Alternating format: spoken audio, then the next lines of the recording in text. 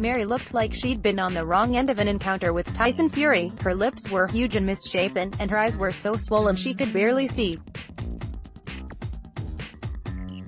I thought it was brave of her to have sat in the crowded waiting room. It's a tight-knit community, and her appearance could easily have generated gossip.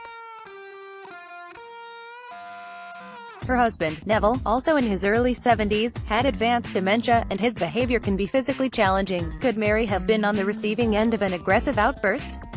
But the swelling distorting Mary's features was not caused by trauma. There was a telltale rubberiness to it, and no associated bruising. "And I've this terribly itchy rash," she said. She pulled up a sleeve, florid red wheals. "You're allergic to something." "I thought so," she said. "But I haven't changed my washing powder or anything. It never fails to warm my heart how often patients cite laundry detergent as the #1 suspect for any skin eruption. While I've seen several cases over the years, it's nothing like as common as people suppose." The pattern of Mary's reaction suggested a very different cause. The rash was typical for urticaria, otherwise known as hives. The facial swelling was the result of something termed angioedema, which occasionally appears in conjunction with urticaria. I explained that urticaria and angioedema are provoked by ingested allergens, rather than by anything coming into contact with the skin. The swelling and itch are mediated by histamine, and high-dose antihistamines will usually dampen things down over a few days. But if possible, we needed to work out what had set it off so that Mary could avoid future exposure. "Have you eaten anything out of the ordinary?" I asked. She didn't think so. "It's surprisingly difficult to remember what we ate even a day before, though." So I prompted her with some common possibilities: shellfish, nuts, strawberries. She shook her head. "Nothing like that. No, medication is another frequent precipitant." I quizzed her about over-the-counter remedies. Humble ibuprofen can spark angioedema, but she hadn't taken anything. She was prescribed a couple of drugs for high blood pressure, but she'd been on them for years, so it seemed unlikely.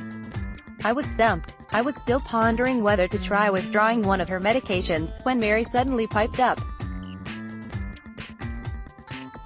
"Actually, I did have strawberries last night." I was briefly excited. This must be it. As swiftly as my hopes were raised, they were dashed.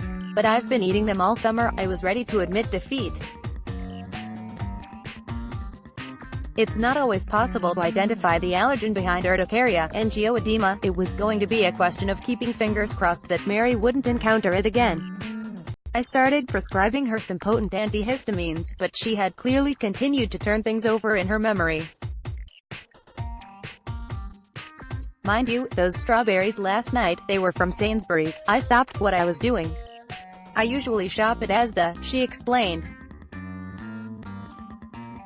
"But those ones last night, they were from Sainsbury's." I did a quick online literature search and found a paper from Germany describing the widely varying levels of an allergen, known as the Fra1 protein, present in different varieties of strawberry.